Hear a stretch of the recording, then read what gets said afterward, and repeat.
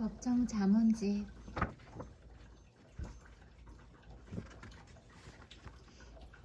인간의 가슴을 잃지 마라. 우리들이 인간의 가슴을 잃지 않는다면 이 세상은 얼마든지 밝은 세상이 될 수 있다. 그러나 우리가 그 가슴을 잃게 되면 아무리 많이 차지하고 산다 할지라도 세상은 암흑으로 전락하고 만다. 인간의 가슴을 잃지 않는다면 물질을 쌓아놓고도 불안하게 사는 사람들이 있다. 그것은 진정한 행복이라고 할 수 없다. 불안한 마음으로 산다는 것은 스스로에게 떳떳하지 않은 까닭이다. 이처럼 물질을 산더미처럼 쌓아놓고 사는 사람들 중엔 인간의 가슴을 잃은 사람들이 많다. 셰익스피어의 희곡 베니스 상인에 나오는 고리대금업자 샤일록 같은 사람이 대표적인 사람이라 할 만하다. 그는 인간의 가슴을 잃은 냉혈 동물 같은 사람의 표본이라 할 수 있다. 이렇듯 인간의 가슴을 잃으면서까지도 물질에 집착하지 마라. 그런 사람들로 채워지는 세상은 암흑과도 같은 세상이 될 것이기 때문이다. 그렇다. 가난하게 살아도 마음에 근심이 없고 불안한 마음이 없다면 그것이야말로 행복이라고 할 수 있다. 인간의 가슴은 사랑이어야 한다. 그래야 세상을 아름답게 할 수 있다. 밝고 아름다운 세상에서 행복하게 살고 싶다면 인간의 가슴을 잃지 말아야 한다. 순수한 감정을 소중히 하기. 흥이란 즐겁고 좋아서 저절로 일어나는 감정이다. 그렇기 때문에 흥은 합리적이고 이해타산적인 득실이 아니다. 그때 그곳에서 문득 일어나는 순수한 감정이 소중할 따름이다. 등잔에 기름을 채우고. 우리 민족은 예로부터 흥의 민족이다. 그래서 한국인이라면 누구나 천성적으로 흥의 유전자를 지니고 태어난다. 흥은 사람들의 마음을 즐겁게 하고 여유롭게 한다. 흥이 많은 사람 치곤 악한 사람이 없다. 흥은 인간이 지닌 마음 중에서도 반드시 필요한 정서이기 때문이다. 흥이 있음으로 해서 어렵고 힘든 일도 능히 이겨낼 수 있게 한다. 말하자면 흥은 감정을 조절하는 컨트롤 스위치라 할 수 있다. 즐거운 것을 보면 즐거워하고 신나는 것을 보면 덩실덩실 어깨춤을 춘다는 것은 그 얼마나 자연스럽고 유쾌한 감정인가. 흥은 순수하지 않은 사람에겐 효력을 나타내지 않는다. 그렇다. 흥은 순수한 감정의 자연적 반로인 것이다. 즐거운 것을 볼 땐 맘껏 즐겨라. 신나는 것을 볼 땐 한껏 신나하라. 흥이 많은 사람은 인생을 즐겁게 산다. 흥에는 맑고 밝은 에너지가 넘치는 까닭이다. 즐겁게 살고 싶다면 흥을 넘치게 하라. 대지는 인류 어머니이다. 땅은 사람들에게 말할 수 없이 짓밟히고 허물리면서도 철따라 꽃을 피우고 열매를 맺어 사람들의 눈을 즐겁게 하고 먹을 것을 만들어내는가 싶으니 그 모성적인 대지에 엎드려 사죄를 하고 싶다. 가을에는 차맛이 새롭다. 봄이 오면 땅은 초롱초롱 눈을 반짝이며 개나리, 산철쭉, 갖가지 꽃들을 피우고 상추와 고추와 갖가지 채소를 키우느라 하루 종일 몸을 달싹이며 잠시도 가만히 있지 못한다. 봄이 되면 땅은 세상에서 제일 바쁘다 바빠. 이는 나의 땅은 바쁘다 바빠라는 동시다. 이 동시는 어린이들에게 땅의 고마움을 알게 하기 위해 썼다. 사람에게도 동물에게도 땅처럼 고마운 것은 없다. 온갖 곡식과 나무와 꽃을 키워내는 땅. 땅은 인간과 동식물에겐 자상한 어머니 같은 존재다. 그런 까닭에 땅을 오염시키고 함부로 땅을 파내는 일이 없어야 한다. 그것은 어머니와 같은 땅에 대한 예의가 아니기 때문에 땅을 아끼고 잘 보존해야 하겠다. 대지는 인류 어머니다. 우리는 누구나 대지가 물려주는 젖을 먹고 자란다. 부모에게 효를 다하듯 대지를 아름답게 가꾸고 보존해야 한다. 크게 버려야 크게 얻는다. 크게 버릴 줄 아는 사람만이 크게 얻을 수 있다. 크게 버려야 크게 얻는다. 마이크로소프트사 창업자인 빌 게이츠나 버크셔 해서웨이 회장 워런 버핏은 미국뿐만 아니라 전 세계적으로 기부 문화를 선도하는 대표적인 인물이다. 이들은 자신의 재산 중 대부분을 기부하기로 공언하였으며 수시로 천문학적인 돈을 후원금으로 내놓고 있다. 그런데 놀라운 것은 우리가 상상할 수 없는 후원금을 내놓는데도 이상하게도 더 많은 돈을 벌어들인다. 마치 화수분 같다는 생각이 든다. 왜 그럴까? 그 이유는 크게 내놓으니 크게 얻는 것이다. 다시 말해 크게 버릴 줄 아는 사람이 크게 얻는 법이다. 물론 기부하는 것을 버리는 것으로 표현해서 좀 그렇지만 이는 어디까지나 비유적인 표현인 것이다. 즉 자신에게 내어놓음을 버리는 것으로 의미화한 것이다. 크게 얻고 싶다면 크게 버려라. 참 의미 있는 말이 아닐 수 없다. 사회와 타인을 위해 크게 쓰는 자는 크게 받는다. 크게 씀으로써 축복이 따르기 때문이다. 그렇다. 크게 쓰는 자가 크게 얻는 법이다. 모든 것은 멈춤 없이 지나간다. 개울가에 앉아 무심히 귀 기울이고 있으면 물만이 아니라 모든 것은 멈춰 있지 않고 지나간다는 사실을 새삼스레 인식하게 된다. 그런 길은 없다. 멈춤이 의미하는 것은 죽음, 상실, 멸망 같은 단어이다. 멈춤이란 그만큼 강렬한 의미를 내포하고 있다. 물이든 공기든 햇빛이든 그 무엇이든 이 세상에 어느 것 하나라도 멈춘다면 세상의 흐름도 끊기고 만다. 즉 멸망에 이르고 만다. 그런 까닭에 흐른다는 것은 얼마나 감사한 현상인가. 그것은 움직임, 즉 살아있음을 의미하기 때문이다. 자연의 순환에 대해 우리는 머리 숙여 감사해야 한다. 그것이 우리 인간은 물론 살아있는 모든 것들에겐 존재의 근원이자 미래를 열어가는 근원이기 때문이다. 그렇다. 이 세상이 잘 돌아가고 잘 흘러갈 수 있음에 감사하라. 나아가 풀꽃 같은 작은 것 하나라도 소중히 해야겠다. 무엇이든 멈춘다는 것은 비생산적이다. 자연은 한 번도 멈춘 적이 없다. 그래서 늘 새롭다. 날마다 새로운 오늘을 위해서는 멈추지 마라. 알고 있는 것보다 행하는 것이 더 중요하다. 얼마만큼 많이 알고 있느냐는 것은 대단한 일이 못 된다. 아는 것을 어떻게 살리고 있느냐가 중요하다. 인연과 인간. 우리가 인생을 살아가는 데 있어 무엇을 아느냐 하는 것도 대단히 중요하지만 그보다 더 중요한 것은 알고 있는 것을 무엇을 위해 어떻게 행하느냐는 것이다. 왜 그럴까? 알고 있는 것만으로는 그 어떤 결과도 얻을 수 없기 때문이다. 그 어떤 것도 행해야만 크든 작든 결과물을 얻을 수 있다. 행함의 중요성에 대해 나폴레옹은 심사숙고할 시간을 가져라.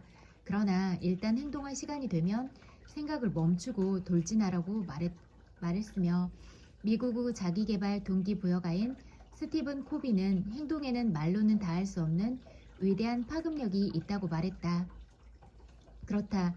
아는 것도 중요하지만 더더욱 중요한 것은 알고 있는 것도 행하지 않으면 무용지물과 같다는 것이다. 이를 마음 깊이 새겨 실천하는 당신이 되라. 정작 중요한 것은 알고 있는 것이 아니라 그것을 행하는 데 있다. 아는 것만으로는 의미가 없다. 아는 것을 행하는 것, 그래야 더 나은 결과를 얻게 되는 것이다. 여기 읽었던 것 같다. 어쩐지. 여기 여기 아니다. 저마다 주어진 상황이 있다. 사람에게는 저마다 주어진 상황이 있다.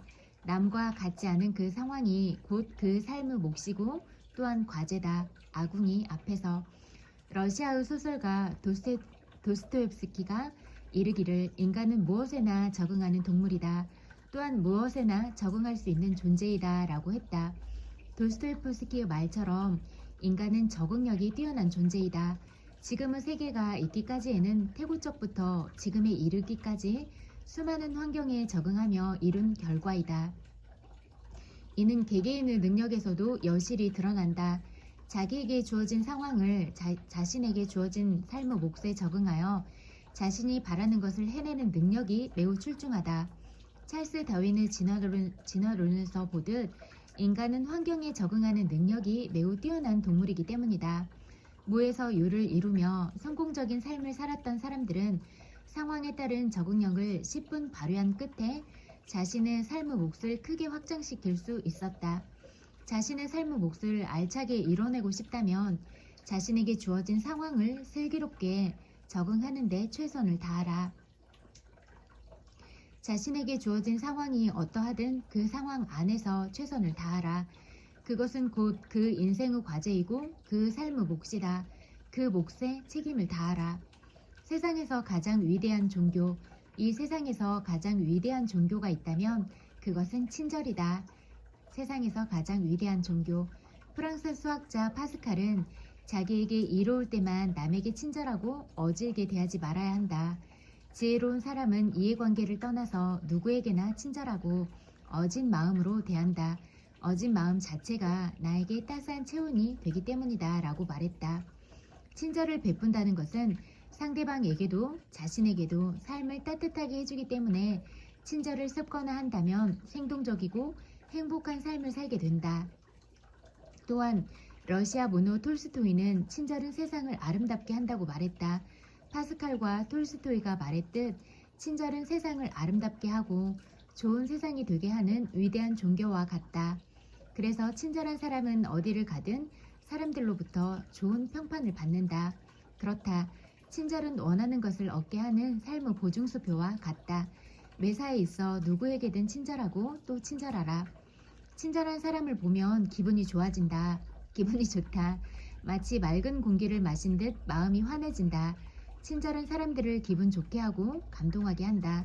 친절하라. 친절은 삶의 향기이다. 사람이든 사물이든 또는 풍경이든 바라보는 기쁨이 따라야 한다.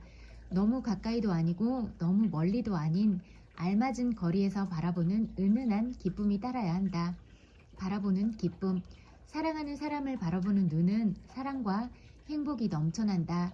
입가엔 미소가 꽃처럼 피어나고 눈은 기쁜 호수같이 그윽하다. 사랑하는 사람들을 바라보는 눈 또한 기쁨으로 가득 차 있다. 사랑하는 사람이나 사랑하는 사람들은 그 자체만으로도 이미 넘치는 은총이기 때문이다. 멋진 풍경을 바라보는 눈, 재미있는 뮤지컬을 관람하는 눈, 좋아하는 경기를 바라보는 눈, 좋아하는 음식을 바라보는 눈엔 생기가 감돈다. 좋아한다는 것은 그것만으로도 충분히 기쁨과 즐거움을 주기 때문이다. 그런데 한 가지 마음에 새길 것은 일정한 거리를 유지해야 한다는 것이다. 그래야 사랑의 감정과 좋은 감정이 오래 감으로써 기쁨과 즐거움을 더 한층 누릴 수 있기 때문이다. 인생을 유쾌하게 살고 싶은가? 그렇다면 바라보는 기쁨이 따르게 하라. 기쁨이 따르는 삶은 큰 축복이다. 그것은 돈으로 살 수 없다. 오직 자신을 기쁘게 함으로써 얻게 되는 삶의 결실이다. 삶에 곤란이 없으면 자만심이 넘친다. 어떤 집안을 들여다봐도 밝은 면이 있고 어두운 면이 있다. 삶에 곤란함이 없으면 자만심이 넘친다. 잘난 체하고 너무 어려운 사정을 모르게 된다. 마음이 사치해지는 것이다. 사는 것의 어려움. 고통은 사람을 괴롭게 하고 아픔을 주지만 그 고통을 통해 삶을 진정성 있게 살려고 노력한다. 가난의 고통, 아픔의 고통을 겪은 사람들의 공통점은 아무 일 없이 무난하게 사는 것, 이런 삶이 진정 행복하고 평안한 삶이라는 것을 안다는 것이다. 고통이란 인생의 스승을 통해 마음 깊이 깨달았기 때문이다. 그러나 풍족하고 고통 없이 산 사람은 경거망동하고 자만심이 넘치며 남을 함부로 대한다. 고통이란 스승을 만나지 못한 까닭이다. 고통은 삶을 아프고 괴롭게 하지만 자신을 깊이 있게 바라보는 눈을 갖게 한다. 고통이 자신을 못살게 굴어도 참고 이겨내라. 삶의 곤란이 없으면 자만심이 넘쳐 이 세상이 마치 자신의 것인 양 우쭐거리게 된다는 것을 마음 깊이 새겨 실천하라. 삶의 고통을 겪어보지 않은 사람은 삶의 진실을 알지 못한다. 삶의 고통을 통해 겸손해지고 명철한 지혜를 깨우치게 된다. 그렇다. 고통을 두려워하지 말고 적극 끌어안고 이겨낼 때 삶을 그만큼 더 성숙하게 된다. 인생의 마지막 날인 것처럼 살아라. 시간의 잔고에는 노소가 따로 없습니다. 남은 시간은 아무도 모릅니다. 한번 지나간 시간은 되돌릴 수 없습니다. 자기 인생의 마지막 날인 것처럼 살 수 있어야 돼요. 날마다 새롭게 사십시오. 시간 앞에서는 누구나 공평하다. 시간은 절대로 편견을 갖지 않는다. 시간을 잘 쓰느냐 못 쓰느냐는 각 사람에게 달려있다. 시간은 자신을 아껴주고 잘 써주는 사람을 좋아한다. 그래서 그 사람이 시간을 잘 썼을 땐 그에 대한 대가를 지불한다. 하지만 그 시간을 함부로 낭비하고 소중히 여기지 않는 사람에게는 매정하게 대한다. 또한 태어나는 순서에 관계없이 각자의 남은 시간은 예측할 수 없다. 시간은 신비로운 우주 흐름이므로 그 어느 누구도 좌지우지할 수 없다. 그러기에 더더욱 시간을 소중히 하고 잘 써야 하는 것이다. 매일매일 인생의 마지막 날인 것처럼 자신을 살아라. 그것은 자신의 인생에 대한 최선의 예의이기 때문이다. 인생을 잘 살았다고 평가받는 사람들은 하나같이 하루하루를 마지막인 듯 살았다는 공통점이 있다. 그렇다. 만족한 인생이 되고 싶다면 하루하루를 마지막 날인 것처럼 살아라. 주는 것은 행복. 요즘 와서 느끼는 바인데 누구로부터 받는 일보다도 누구에게인가 주는 일이 훨씬 더 좋다. 주고 싶어도 줄 수 없을 때가 오기 전에 사랑도 주는 사람이 받는 사람보다 더 행복함을 느낀다. 물질도 주는 사람이 받는 사람보다 더 뿌듯함을 느낀다. 사랑이든 물질이든 준다는 것은 자신의 사랑을 주는 아름다운 행위이기 때문이다. 그런데 사람들 중엔 자신이 받아야지만 더 행복하다고 말하는 이들이 있다. 물론 받으면 기분이 좋고 행복하다. 하지만 진정한 행복은 주는 것에 더 비중이 크다는 걸 알 수 있다. 받는 것은 상대방의 사랑과 정성을 받는 것이지만 주는 것은 내가 가진 사랑과 정성을 주는 것이므로 그만큼 더 마음을 써야지만 할 수 있기 때문이다. 그렇다. 진정한 행복은 주는 것이 받는 것보다는 더 크다. 이는 느껴본 사람만이 안다. 날마다 행복을 느끼며 사는 당신이 되라. 받는 것도 기분 좋고 행복하지만 주는 것은 더 행복하다. 진실로 누군가의 사랑을 베푼 사람은 주는 행복의 기쁨이 어떠한지를 잘 안다. 가끔은 주는 행복을 느껴보라. 아름다움은 살아있는 기쁨이다. 우리가 아름다움을 모른다면 결코 행복에 이를 수 없다. 아름다움이야말로 살아있는 기쁨이기 때문이다. 어느 암자의 작은 연못. 아름다움에 대해 파스칼은 거룩한 생활의 평온하고 우아한 아름다움은 이 세상에서 하느님의 힘 다음으로 막강한 영향력을 가진 것이다 라고 말했다. 그리고 독일의 대문호 괴테는 미는 예술의 궁극적인 원리이며 최고의 목적이다 라고 말했다. 또한 영국의 시인 존 키츠는 아름다운 것은 영원한 즐거움이다. 그 사랑스러움은 더해지고 허무로 끝나는 법은 없다고 말했다. 이들의 말을 하나로 함축한다면 아름다움은 인간의 삶에서 반드시 필요한 즐거움의 근본이며 행복의 비타민이라는 것을 알 수 있다. 이렇듯 인간에게 있어 외적인 아름다움이든 내적인 아름다움이든 아름답다는 것은 살아있는 기쁨인 것이다. 아름답다는 것은 크나큰 행복이다. 내적이든 외적이든 아름다움은 미적 본질이기 때문이다. 아름다운 인생이 되도록 노력하라. 자신을 삶의 중심에 두어라. 자신을 삶의 변두리가 아닌 중심에 두면 어떤 환경이나 상황에도 크게 흔들림이 없을 것이다. 알을 깨고 나온 새처럼 내 인생은 나의 것이란 말이 있듯 자신의 삶은 자신의 것이기에 남에게 의존해서는 안 된다. 남에게 의존한다는 것은 자신을 삶의 변두리에 두는 것이기 때문에 그것을 자신을 못난 사람으로 인정하는 것과 같다. 자신의 삶을 온전히 자신의 것으로 만들기 위해서는 자신이 추구하는 삶의 중심에 두어야 한다. 즉 누군가에게 의존하지 말고 자기 스스로 당당하게 개척해 나가야 한다. 그렇게 되면 아무리 힘들고 어려운 일이 있더라도 스스로 해결하기 위해 최선을 다하게 된다. 그렇다. 내 인생은 나의 것이기 때문에 그 누구도 내가 원하는 삶을 살게 해주지 못한다. 지금 이 순간 일을 망각하고 있다면 빨리 망각에서 깨어나야 한다. 그래서 자신의 인생을 자신이 원하는 대로 자신의 삶의 중심에 두고 힘써 행하라. 자신의 삶의 중심에 두어라. 그랬을 때 그 어떤 삶의 흔들림 속에서도 자신을 지켜낼 수 있기 때문이다. 그렇다. 삶의 중심에 우뚝 서라. 품격 있는 삶. 들꽃은 그 꽃이 저절로 자라는 그 장소에서 보아야 제대로 볼 수 있다. 꽃만 달랑 서 있다면 무슨 아름다움이 있겠는가. 덤불 속에 섞여서 피어 있을 때 그 꽃이 지닌 아름다움과 품격이 막힘없이 드러난다. 들꽃을 옮겨 심다. 품격이 있는 사람은 많은 사람들 숲에 섞여 있어도 그 자태가 고스란히 드러난다. 품격 있는 사람은 꽃이 향기를 품은 것처럼 인격이란 향기를 품고 있어 그 향기를 바라기 때문이다. 품격 있는 사람이 되기 위해서는 언행을 반드시 하고 흐트러짐이 없어야 한다. 한마디로 말해 인의 예지를 잘 갖춰야 하는 것이다. 이에 대해 영국의 희곡 작가이자 시인인 셰익스피어는 꽃의 향기가 있듯 사람에겐 품격이 있다. 꽃은 싱싱할 때에는 향기가 신선하듯이 사람도 마음이 맑지 못하면 품격을 보존하기 어렵다라고 말했다.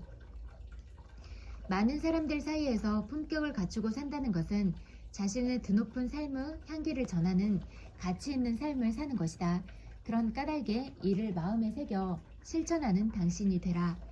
그 어떤 삶을 살아도 자신답게 품격을 지키며 살아야 한다. 그것은 자신을 드높이는 삶의 향기이기 때문이다. 그렇다. 어디에서든 품격을 지키며 사는 당신이 되라. 항상 들을 준비를 하기. 아무리 좋은 말씀이 우리를 기다리고 있다 할지라도 나 자신이 들을 준비가 되어 있지 않으면 그 어떤 좋은 말씀도 내게는 무연하고 무익하다. 좋은 말씀을 찾아. 아무리 보물 같은 책을 읽지 않으면 종이에 불과하고 아무리 멋진 음악도 듣지 않으면 소리나는 꽹과리와 같다. 책은 읽어야 비로소 책의 가치를 지니게 되고 음악은 들어야 비로소 음악으로서의 가치를 지니게 된다.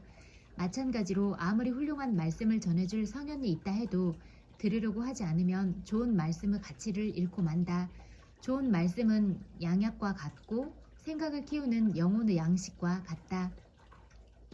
부뚜막의 소금도 집어 넣어야 음식의 간을 맞춤으로써 제 맛을 낼 수 있는 것처럼 아무리 좋은 말씀도 듣지 않으면 무익하고 무연하고 무가치한 말씀이 되고 만다.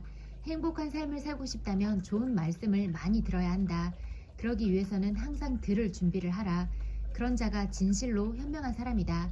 아무리 훌륭하고 좋은 말도 들을 준비가 되어 있지 않다면 의미가 없다. 훌륭하고 좋은 말은 인생의 빛이다. 참 좋은 인생을 살고 싶다면 훌륭한 말과 좋은 말을 많이 경청하라.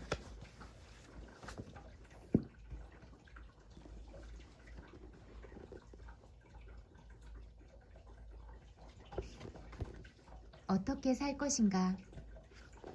예전에 사뒀는데 안 읽다가 생각나서 읽고 싶은 마음이 들어서요. 다 아시겠지만 그래도 저자 소개할게요. 유시민이 말하는 유시민. 저는 55살 먹은 중년 남자입니다. 고향 경주와 대구에서 20년, 서울과 경기도에서 26년을 살았습니다. 5년은 공부하느라 독일에서, 3년은 군 복무를 위해 강원도 화천에서 보냈습니다. 1년은 법무부에서 주는 밥을 먹으며 책만 읽었습니다. 대학 전공은 경제학이지만 읽은 책으로 말하면 역사학도나 문학도라고 하는 게 맞을지도 모르겠습니다. 군 복무 시기와 유학 시절을 제외하면 성년이 된 후 인생의 절반은 운동과 글쓰기 사이에서, 나머지 절반은 정치와 글쓰기 사이에서 방황하며 살았습니다. 무엇이 줄기였고 무엇이 가지였는지 분명하게 나눌 수가 없습니다. 조금 늦었다 싶지만 이제부터라도 해야 하는 일보다 하고 싶은 일을 하면서 살기로 마음 먹었습니다. 그것은 책을 읽고 글을 쓰면서 지식과 정보를 나누는 일입니다. 10여 년 전에는 분노를 참지 못해 정치의 바리케이드 안으로 뛰어들었지만 지금은 원하는 삶을 살고 싶은 소망을 버릴 수 없어서 그 바리케이드를 떠납니다. 지식 소매상으로서 일상의 모든 순간마다 나름의 의미와 기쁨을 느끼며 살고 후회 없이 죽는 것이 저의 희망입니다. 참고로 지난날 쓴 책 가운데 그나마 덜 부끄러운 몇 권을 소개합니다.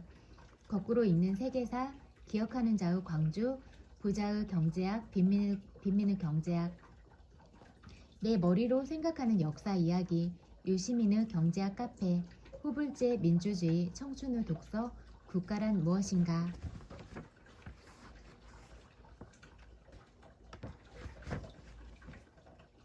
이론은 모두 잿빛이며 영원한 생명의 나무는 푸르다.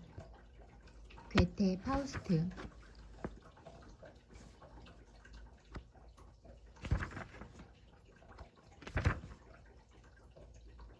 저자가 쓴 글도 읽을게요. 나답게 살기. 비행기가 곧 착륙한다는 안내방송이 들린다. 읽던 책을 접고 창으로 밖을 내다본다. 겨울 햇살이 눈이 부시다.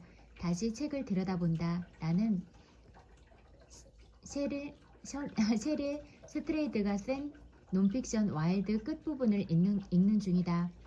멕시코 국경 근처에서 출발해 시에라 네바다 산맥과 캐스케이드 산맥을 따라 캐나다 국경 근처까지 4,285km의 퍼시픽 크레스트 트레일을 홀로 걸은 셰릴은 콜롬비아 강변에 발톱 6개가 빠진 발을 편안하게 내려놓고 아이스크림을 핥아먹는 중이다.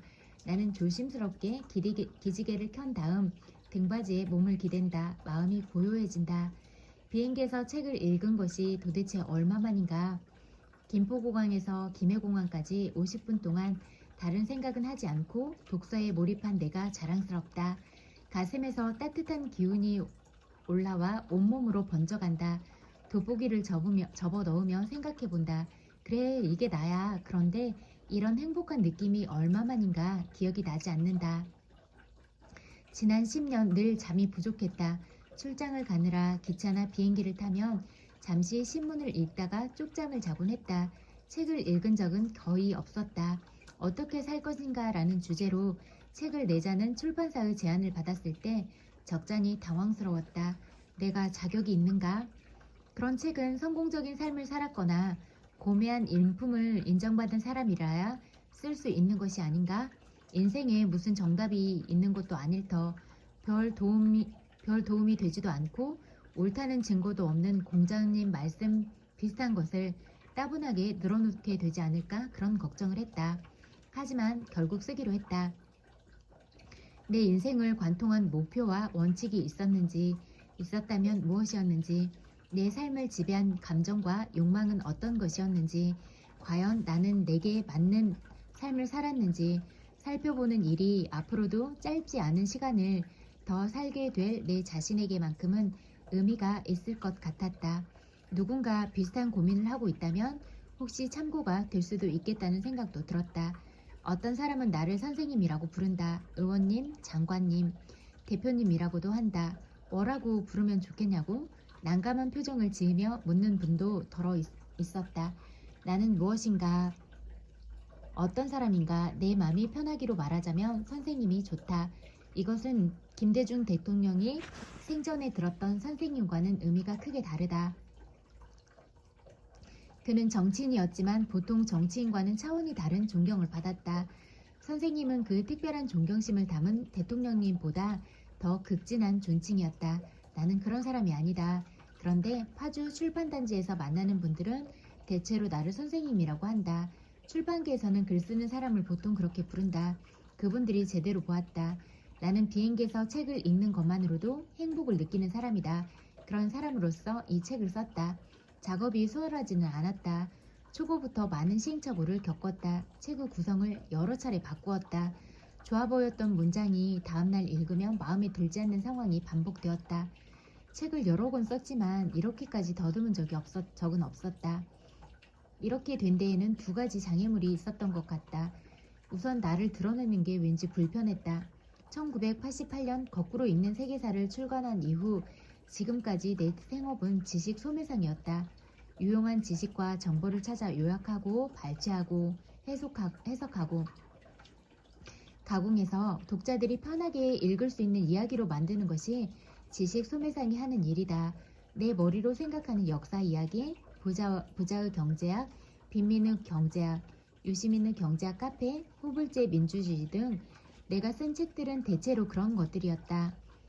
내 자신의 인생 경험과 가족사, 살면서 느꼈던 개인적 고민과 감정을 직접 드러내는 글은 많이 써보지 않았다. 그런데 인생론을 쓰려니 어느 정도는 내 이야기를 하지 않을 수 없었다. 그것이 익숙하지 않아 적지 않은 어려움을 겪었다. 더 난감한 장애물은 정치적 자기 검열 습관이었다. 글 쓰는 사람은 누구나 나름의 자기 검열을 한다. 글의 진실성, 논리의 정합성, 인간에 대한 예의, 다른 생각을 가진 사람에 대한 존중, 그런 것들을 위해 자기가 쓴 글을 객관적, 비판적으로 살펴보고 수정하는 것이다. 그런데 정치가인 자기 검열은 성격이 다르다. 그것은 정치적 올바름을 갖추기 위해 무엇을 감추거나 꾸미는 작업이다. 10여 년 전 직업인으로서 정치에 뛰어들어 국회의원이 된 뒤로 내가 쓴 글은 모두 정치적 자기 검열을 거쳤다. 이렇게 말하면 혹시 이미지가 나빠지지 않을까? 이렇게 쓰면 사람들이 더 좋아하지 않을까? 우리 편에게 상처를 주지는 않을까? 괜한 정치적 논쟁을 촉발하지 않을까? 소속 정당이나 내 자신에게 부정적인 영향을 주는 것은 아닐까? 누군가에게 악의적인 비판과 공격을 할 빌미를 주지는 않을까? 이런 걱정들을 하면서 글을 썼다. 이 습관이 몸에 붙는데 10년은 충분히 긴 시간이었다.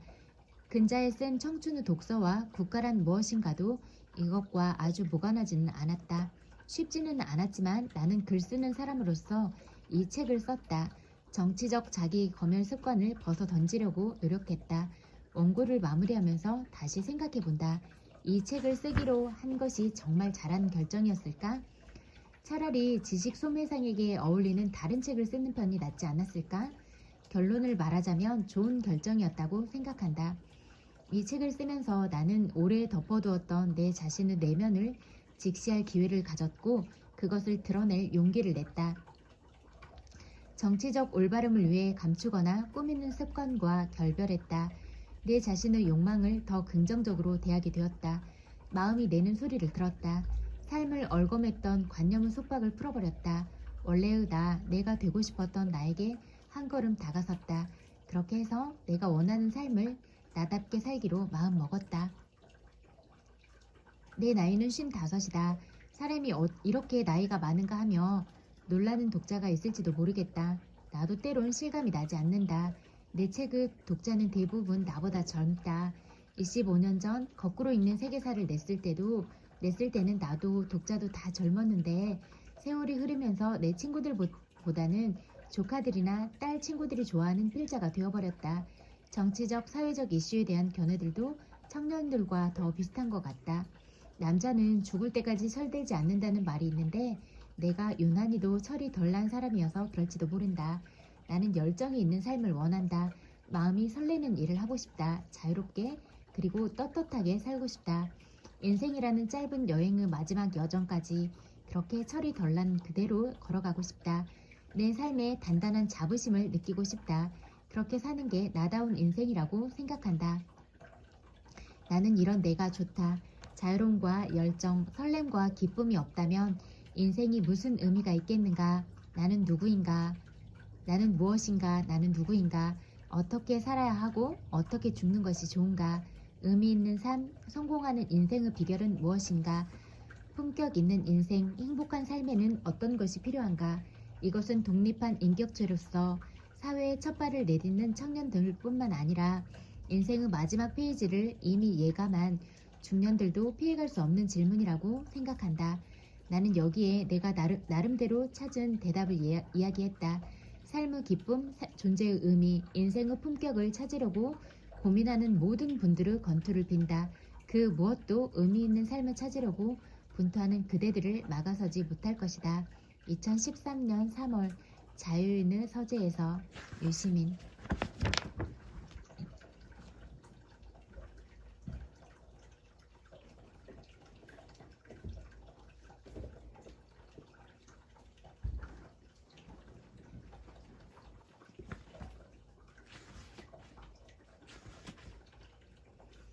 어떻게 살 것인가?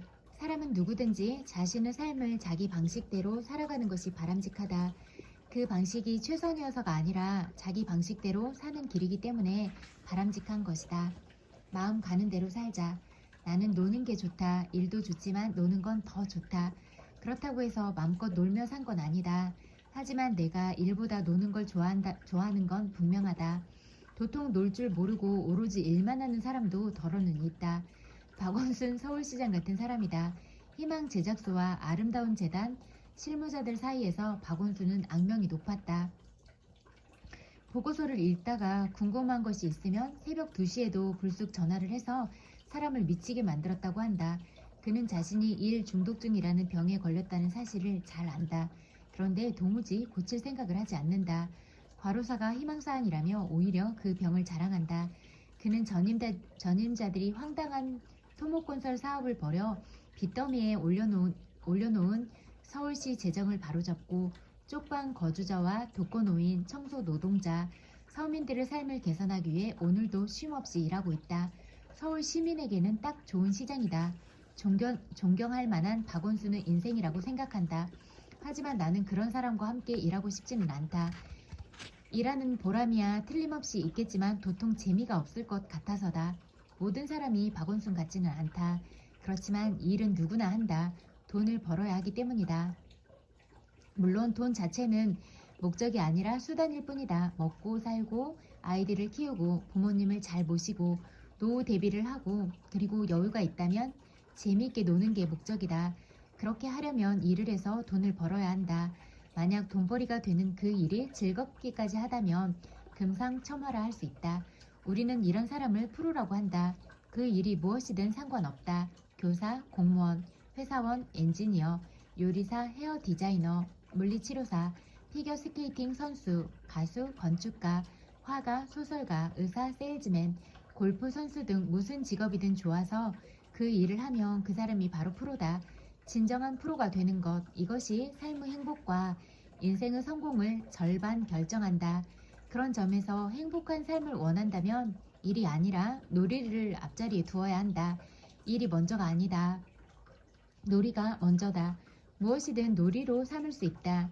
사람이 즐기는 놀이에는 한계가 없다. 그 중에서 으뜸은 음악이 아닐까 싶다. 사람들은 어떤 식으로든 음악을 즐기며 산다. 노래를 부르고 노래를 듣는다.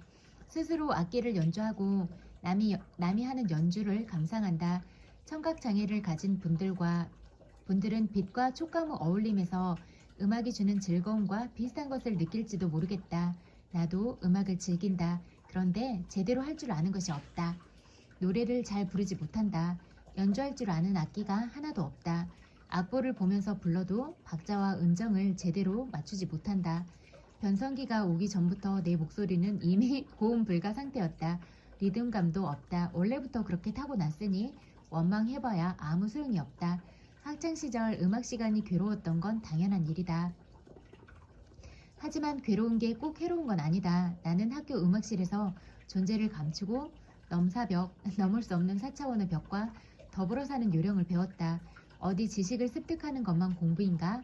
함부로 나서다가 민폐를 끼치거나 비웃음을 살 수 있는 상황에서는 아무 눈에 잘 띄지 않는 무대 뒤편 어두운 곳에 조용히 머무는 게 좋다. 이런 요령을 터득하는 것도 중요한 인생 공부라고 생각한다. 노래와 연주를 하지 못하니 즐기는 능력이라고 신통할 리 없다. 나는 서양 클래식과 국악은 물론이요. 대중음악조차 장르를 제대로 구분하지 못한다. 내게 음악은 들어서 아주 좋은 것과 그냥 좋은 것 오직 두 종류뿐이다. 작곡가, 가수, 연주자, 밴드, 걸그룹에 대해서는 아는 것이 매우 적다. 뭐든 무능해서 좋을 건 없지만 음악은 특히 그런 것 같다. 우리는 수천 년 전부터 춤 잘 추고 노래 잘 부르기로 알려진 소키 가무 동이족의 후예들이다. 대한민국에서 음악적 무능은 일종의 사회적 장애로 간주된다. 민족성 또는 문화 유전자가 있기는 있는 것 같다. 여자 양궁 대표 선수들은 우리 활도 아닌 서양 활을 들고 올림픽에 나가 7번이나 연속으로 단체전 금메달을 땄다. 싸이는 유튜브에 올린 뮤직비디오 하나로 지구 가수가 되었다. 노래방, 노래 연습장, 노래주점, 가요주점, 노래뱅크 등 그 이름이 무엇이든 노래 부르며 노는 곳이 온 나라에 이렇게 쫙 깔린 곳은 대한민국밖에 없을 것이다. 노래 천국에서 음치로 사는 아픔을 노래 잘하는 사람들은 이해하지 못한다. 노래방에 가지 않고는 도무지 인간관계를 가꾸기 어려운 우리네 생활 양식이 음치에게는 견디기 어려운 문화적 억압이 된다는 사실도 모를 것이다. 하지만 어쩌겠는가. 불평한다고 해서 달라진 것은 없다.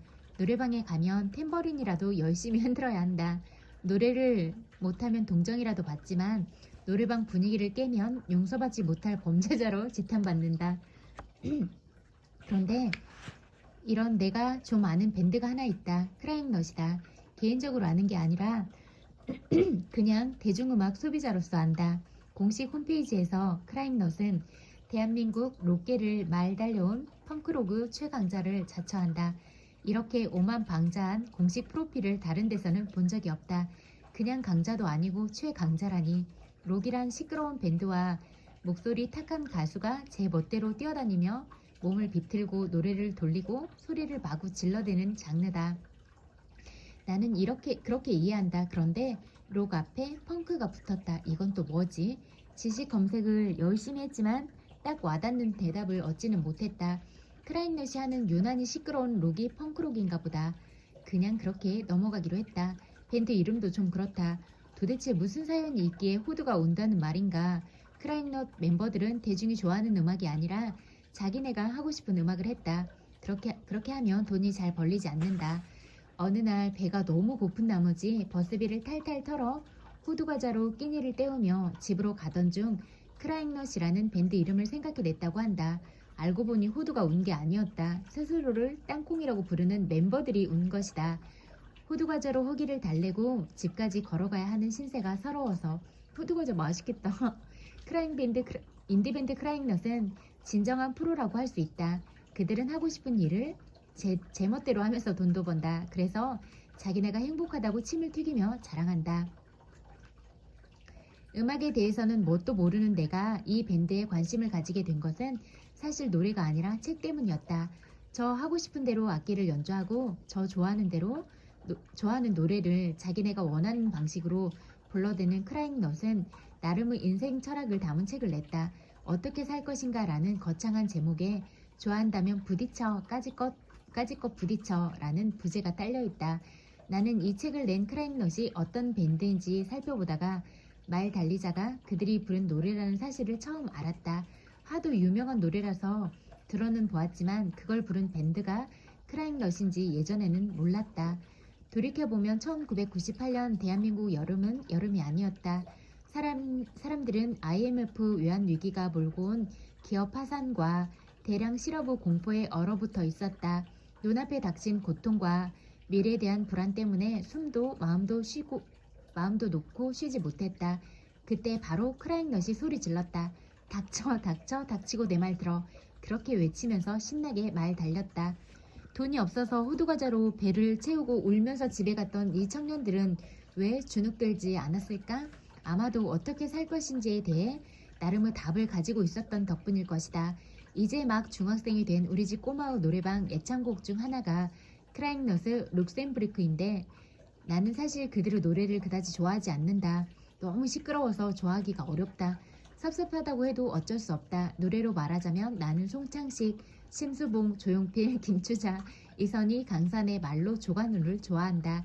하지만 인간적인 면에서는 세상 눈치 보지 않고 소신껏 살아가는 크라잉넛 멤버들을 무척 좋아한다. 어떻게 살 것인가? 크라잉넛은 자기네 생각을 이야기했다. 좋아한다면 부딪혀, 까짓것 부딪혀. 훌륭한 대답이다. 그들은 자기네가 좋아하는 펑크록 음악을 들고 세상과 부딪혀 나름 성공했다.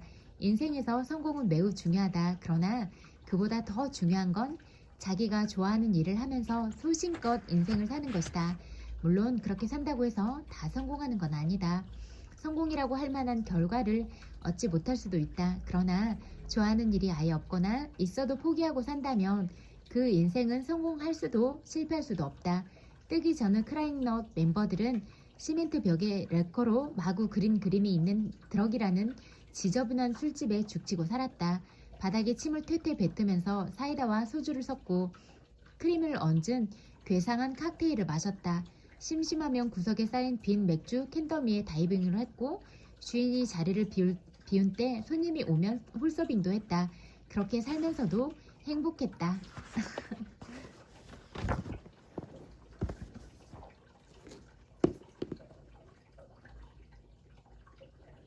눈부신 하루를 시작하는 한마디.